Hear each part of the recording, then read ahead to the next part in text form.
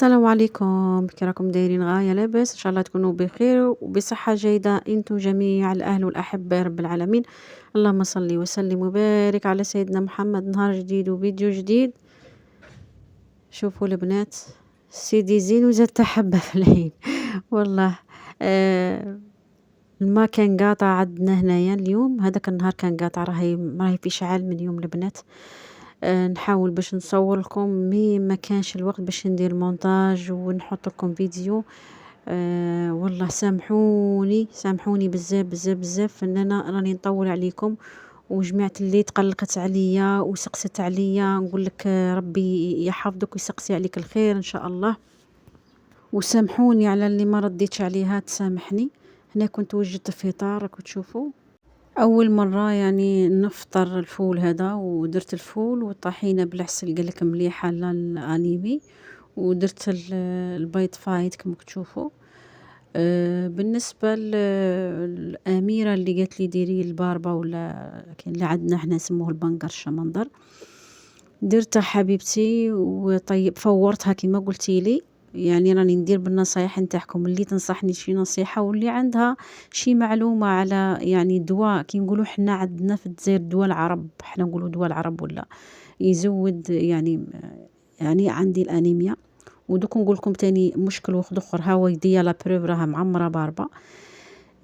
درتها شحال مخاطره جو، درتها بالفريز، درتها بالجو دورانج هذا، ويعني وكليتها هكاك، ودرتها رابيتها خضرا كي نقولوا ربيتها ودرتها سلاطه مع الجزر ومع الطماطم. هو الطبيب قال لي كولي اي حاجه حمراء. قايل الحاجه اللي كي نقولوا في اللون احمر هي مليحه ليك في هذا الوقت. شوفوا هذا هو الدواء اللي راني نشربه الصباح.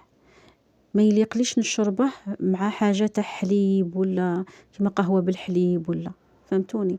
انا مدمنه قهوه بالحليب، ماشي قهوه وحدها، قهوه بالحليب. وهذا اللي ضرني يا البنات. هذه تاني مد لي هذا الدواء، قال لي قعدي عليه لمده شهر ومن بعد ندير تحاليل. ندير تحاليل تانية من بعد 3 شهور كي قال هو، فهمتوا؟ وانا راني عارفه المشكله نتاعي. اللي متابعيني كنت مرضت قبل في شهر 2، مرضت ودرت تحاليل وكي مشيت تفوت طبيب تاني قال لي صورة دم كاملة، وكان شك باللي عندي القواطح وكل شيء. مي انا كي رحت مركز التحاليل هذا من نفسي قلت له دير لي فيتامين دي دال كيما يقولوا هنايا. كي درته لقيته 11 من 30 البنات، هذا في شهر 2 العام اللي فات كي نقولوا، فهمتوا؟ فانا ما عنديش معلومه يعني، ما نعرفش بزاف، وحوس دوك راني نحوس ونقرا ونفهم، فهمتوا؟ فيتامين د هذا الواحد يستمد من الشمس. انا الشمس نهائيا ما نشوفهاش البنات، ما نشوفهاش كي انا كي ولادي. قلت انا راني كبيره وطفرت، واحد ما يقولش طفرت خاطش راني ولادي محتاجيني. الصحه ما كانش كيفها البنات، فيليق لنا الشمس. انا مشكلتي كي نوض وانا نهمبل ونقول نكمل شقايه ونخرج للشمس، ما نخرج، نكمل وما نخرج. فهنايا كنت فطرت هذاك كي قال لك الفطار الصحي زعما، يعني دعسته البنات شا غادي نقول لكم بالسيف باش الدواء ينفعني وما يضرنيش، ثقيل هذاك الدواء، فهمتوا؟ من بعد لقيت روحي مريضه هذا النهار. هذاك النهار اللي حطيت لكم فيديو قصير، هذاك هو النهار اللي مرضت فيه، مانيش عارفه ميته. المهم عيط لابو اياد، قلت له رواح لي راني ما قاداش، كنت نهضر مع اختي ما نجمتش، قلت لها صايمه ما قديتش. فعيط له كي جا نورمالمون نروح ندير اليبره هذيك الحقنه. هنايا عندنا في مصر ممنوع منعا، مانعين في المراكز الصحيه ان هم يمدوا هذيك الحقنه. على قال له واحد مريض ويزيدوا، والله قال له كانت في حاله وفاه فمنعونا. العيادات الحكوميه كي نقولوا حنايا، فهمتوا؟ المستشفيات الحكوميه منعوهم باش يمدوا الحقن. فصح رحت هنايا ندوروا على بلاصه زعما. المشكله هنا العيادات هنا الخاصه يحلوا مع الحشيه في الليل، مره بع لهيه مره بع زعما تلقى غير فرامله، الطبيب ما يجيش بكري، فهمتوا؟ فروحنا قلت له قيس لي لاتونسيون، شوف لي لاتونسيون الاول، شاف لي الضغط لقاه نازل. فقلت له انا راني انا نوجه، قلت لهم راني باغيه ديروا لي سيروم. دار لي سيروم، دار فيها واحد الإبرة مانيش عارفة اش هي، لا ابو اياد راه عارفها. انا كنت في حالة شوفوا حالة ربي العالم بيا هنايا، دوخة وضيقة. شوفوا ضيق تنفس صعيب بزاف بزاف بزاف. كي عيط للطبيب تاعي اللي فوت عنده قال له دير جلسة بخار. انا قلت له لا، هذيك جلسة بخار ماشي مليحة وما نعاودش نديرها وما نولفش روحي عليها. فدرت هذا السيروم البنات، الحمد لله حسيت نوعا ما بتحسن، بس مش يعني تحسن مش للأحسن أحسن، والحمد لله يعني الحمد لله. المهم قالت لك أمها في كلامها مريض، يعني الأم كي تكون مريضة في دارها، مرض الأم بهات اللي عندها الولاد، مرض اللي عندها الولاد بهات هكا تقولك، يعني مريضة وتنوضي وتديري وتنقي وكل شيء. يعني أنا داري كانت في حالة الحمد لله يعني الحمد لله. الحمد لله. شوفوا هنايا كان كي كمل لي السيروم، ابو اياد كان يسقسي وكل شيء، قالوا له اللي قالها الكبده تاع الجمل. فهنا رانا في بلاصه سموها كرداسه. بالنسبه لي وحده قالت لي انا مانيش مامناتك، كما قالت هي مانيش مصدقه باللي راكي في مصر، وهي راها عارفه روحها كنت تشوف هذا الفيديو هي تحضر غير لي لايف. نقول لك اختي راني في الهند على مرضي وتزيدوني. انا راني في الهند مانيش في مصر. زعما نتيا كي ماكيش مأمنتني انا، كي نقولك انا راني في، علاش خيرت لك مصر؟ على ما قلتلكش راني في بلاصه اخرى زعما اختاريتها؟ علاه؟ انا نقولك انا راني في مصر.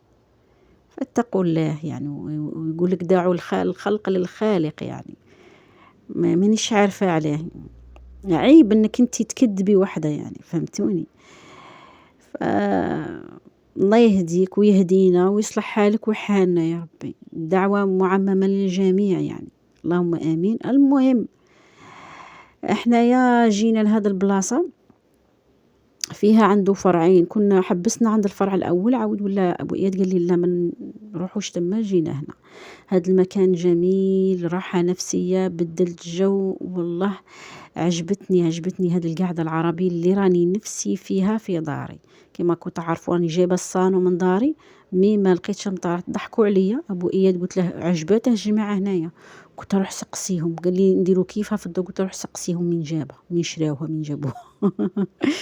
قلتي مرضك ولا قلتي تتخرجي جو مريضه ويو نلاعين المعين نلاعين القاش يعني تاع الدار، فهمتوني؟ فشوفوا هنايا كانوا كنت نحاول نجمع في بلاصه مداريه كما يقولوا، وقت انا لابسه النقاب. كانت هذيك البلاصه هذيك اللي راكم تشوفوا فيها الطابله، كانوا زوج مجمعين دي كوبل هكا مجمعين. انا بغيت ندخل فيها ديريكت، صدمت البنات والله. ايوا لقيتهم مجمعين، قلت قعدت نقولوا كان يكملوا يخرجوا باش نلقى راحتي، خاطش مداريه نهائيا يعني مدرقه. حطوا لنا هاد الشيبسيات هي الاولى والماء، ومن بعد جابوا لنا الكبده هذه. وابو اياد تاني طلب حاجه اخرى، جابوا سلطه طحينه ها هي، لا والسلطه نورمال هذيك يديروها بالخيار معدنوس طوماطيس وهذاك، وفاهمين. هنا عندهم سلطه غير الجزائر، ما يديروش فيها الزيت والخل، الفينيغرات هذوك ما يديروهاش. المهم انا ما ناكلهاش البنات كاع، ما نضوش بها. كليت هاد الكبده كانت بنينه، عجبتني صراحه. وكي قالوا لي شوفوا انا مشي نقول لكم كنت جيعانه ولا ما كانش الجوع، مي ناكل برك باش نرد صحتي، نقول لخاطر ولادي، فهمتوني؟ كي قالوا لي فيها فايده. هذا طاجين كوارع كما يقولوا، على ما اظن هاي كوارع داروه بالبصله، تاني جا بنين هذا، اكلهم بنين. رزقهم البنات هذو. ابو اياد دائما يقولها لي، يقول لي المطاعم كي يعجبهم الماكله، الناس تعجبهم في المطاعم برا، يقول لي رزقهم ربي يوسع رزقهم، فهمتوني؟ فشوفوا هذه التكاتك اختي هاني، هاد التكاتك وين؟ في الهند حبيبتي، ماشي في مصر، ما رانيش في مصر، راني في الهند. نزيد نقولها لك ونعاود. كملت هنايا كمّلنا الحمد لله، ربي يديمها علينا نعمة وعليكم يا ربي ويحفظها من الزوال ويشهّدكم في الجنة البنات. سمحوا لي. هنايا شوفوا مع هاديك السيروم اللي درته آآ مع هاديك الكبدة، شوفوا أنا هنايا كنت نصور راني نهضر مع الولاد وكل شي، كي جيت ندير لكم المونتاج قبل ما نقلع الصوت سمعت صوتي، قعدت نقول أنايا كنت ميتة وحيت والّا كيفاه، دوك راني رحمة ربي الحمد لله. قعدت نعرق يعني، قعدت نعرق، عرقت فهمتوني. ماناش عارف من هذاك السيروم. المهم تهلاو في صحتكم، قابلوا الشمس، شوفوا لي فيتامين تاعكم، كلوا الأكل الصحي، ما كانش كيما الأكل الصحي. أنا البنات البيض ما نبغيش بزاف، ما ناكلهش، ما ناكلش البيض بزاف في داري. تشوفوا كي نجيبه نجيب كل شهر ونجيب بلا ونزيد عليه وما ناكلهش البنات، ما نغزرش فيه، ما عرفتش علاه. ومشكلة اللي أنا دمرت لي صحتي هي لا شتا هي لا نحط الأكل نهار، نحط الأكل كي نحط الماكلة غدانا ولا نحط معاه لاتاي ولا نحط معاه قهوة بالحليب، فهمتوا؟ يعني أنا راني ناكل وميم طون راني نشرب في الشاي وكل شي، فهمتوا؟ خاطرش هنايا ماشي كيما دزاير. نقول نعوض هذيك على القهوة تاع العصر وكل شي، ما كاش قهوة تاع العصر، فتلاقوني درت لاتاي حطيته مع الأكل وهو مش صحي أصلا. يعني لاتاي ولا القهوة بالحليب ما يخليش الجسم نتاعك يمتص الفيتامينات اللي كليتيهم. كان يا ربي تاكلي اللحم، الحمد لله راني ناكل زعما الحمد لله، بصح ضيعتها، ضيعت قاع هذاك، ما خليتش الجسم تاعي يستفيد من هذوك الفيتامينات، فهمتوني؟ فالله المستعان. هذه عادة سيئة فيا، إن شاء الله نحسنها إن شاء الله يا ربي. أنا دوك راني البنات محبسة لاتاي نهائيا، مانيش نشربه. مي القهوة بالحليب مشكلتي راني نستعمل الذكاء كيما نقول لك مع الأكل يعني. شوفوا كي ناكل نقعد بعدها ساعتين باش نشرب القهوة هذيك بالحليب، فهمتوني؟ ولات قهوة الصباح نقعد ساعتين، على الأقل ساعتين باش ناكل وجبة دسمة ولا وجبة فيها فيتامينات باش يستفيد منها الجسم نتاعي، فهمتوني؟ هذه هي القهوة بالحليب اللي حبستها واحد 3 أيام ولا وما قديتش، ما نجمتش البنات. الكافيين باش ينسحب من الجسم صعب بزاف يعني، فهمتوني؟ فالله غالب.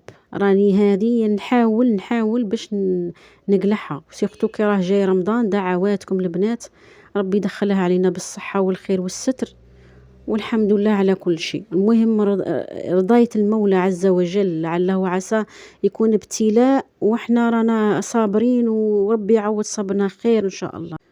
أكيد أنا متأكدة إنه هذا الابتلاء فيه خير ليا إن شاء الله. هو ما كنتش عارفة، صحتي كانت في النازل وأنا ما على باليش قاع البنات، الحمد لله. شوفوا هنايا كنت حدا المتحف اللي فتحوه هاد الخطرة، داروه جنب الأهرام. كنت تشوفوا الأهرام راه الضباب ما راهش يبان لكم مليح. المهم نتمنى يعجبكم هذا الفيديو. ما تنسونيش من الدعوات، دعواتكم كثروا الدعوات، واللي يدعي لي جماعة اللي يدعي لي نقول له ولك بالمثل. ادعوا لي ربي يشفيني ويتمم شفائي على خير ان شاء الله، وربي يشفي كل مريض يا رب العالمين. وان شاء الله باذن الله ما نطولش عليكم دعواتكم، وابقى لي غير نقول لكم دمتم في رعاية الله وحفظه، وسلام في فيديو جديد على قناتي وقناتكم قناة جزائرية في مصر.